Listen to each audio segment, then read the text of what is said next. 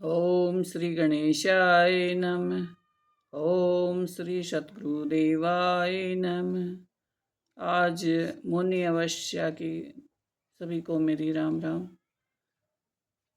आज सभी को बताऊंगी कि कल से गुप्त नवरात्र शुरू होने जा रहे हैं और जो भी ज्ञानी ध्यानी हैं, संत महात्मा हैं, जानते हैं, वो सब इन गुप्त नवरात्रि का माघ मास में अपना काम बना लेते हैं, तीर्थ करते हैं, स्नान करते हैं, जप करते तप करते हैं, कोई व्रत करता है। जिसको जैसा टाइम है वो वैसा ही करता है। और माघ मास परमपिता परमात्मा को सबसे प्रिय महीना है। इसमें अगर हम ये 9 दिन हैं जो नवरात्रि है, अब अमावस्या तिथि से प्रतिपदा से लेकर और 9 दिन के लिए गुप्त नवरात्रि कहे जाते हैं। इन गुप्त नवरात्रों में आप अपने सब कार्य सिद्ध कर सकते हैं, अपनी शक्ति शौर्य को जगा सकते हैं। जैसे कि हम और नवरात्र करते हैं ऐसे ही ये भी किए जाते हैं।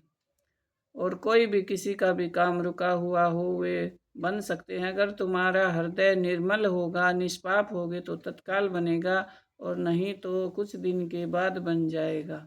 लेकिन आप सुमरण जप तप प्रेयर सुबह स्नान जो भी करेंगे वो ही आपको कहते हैं कि भूल से भी कुछ किया जाए तो फल तो भोगना ही पड़ता है।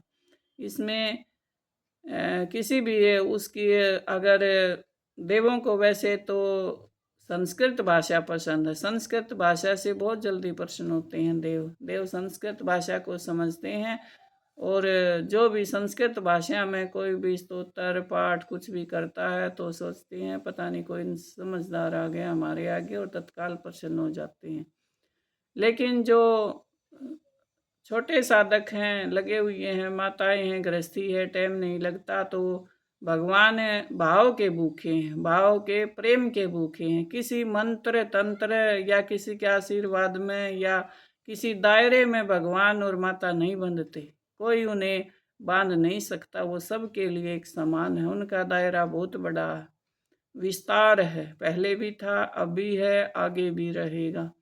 तो आप अपने भाव से करिए, जो भी आपको अच्छा लगे वो ही अपनाइए कर्म, और अपने भाग्य को आगे बढ़ाइए, अपने कार्य पूरे कीजिए और हवन करिए। जल्दी काम करना तो हवन करिए। जैसे अग्नि जल्दी जला देती है, ऐसे ही आपके जो पुराने जन्मों के पाप हैं और जल्दी भस्म करके आपका मार्ग साफ कर देते हैं।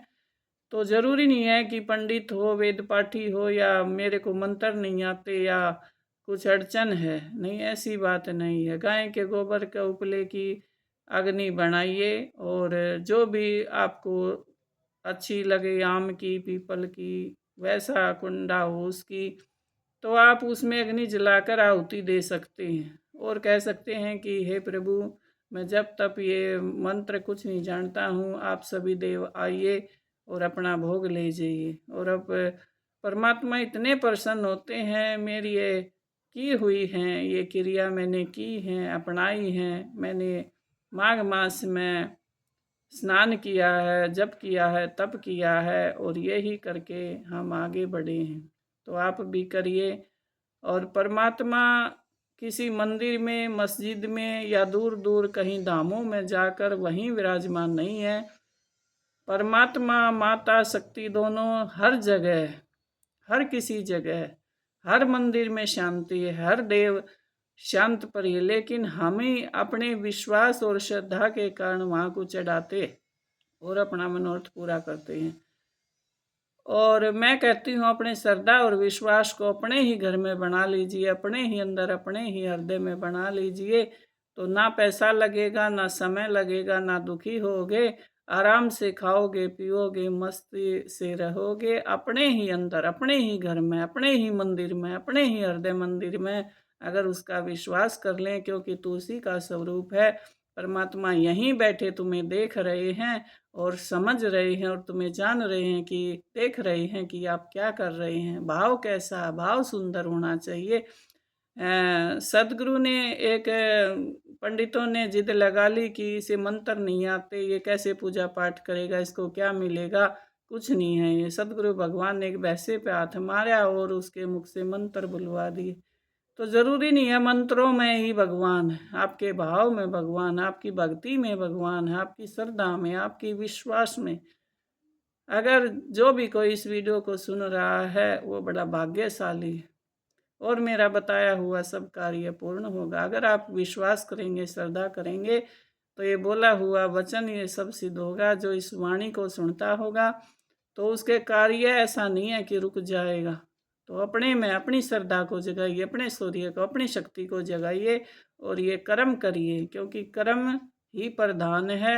अच्छा कर्म करने से, शुद्ध भाव से करने से और प्रभु के और माँ के चरणों में समर्पण करने से कि हे परमपिता परमात्मा, मैं कुछ नहीं जानती हूँ, जानता हूँ, आप मेरा ये कष्ट दूर कीजिए या मुझे भक्ति दीजिए या जो भी कुछ मांगना हो आप प्रेयर करें अपने ही भाषा में, जैसी भी तुम्हारी भाषा हो, कोई सी भी भाषा, सभी भाषा परमपिता परमेश्वर को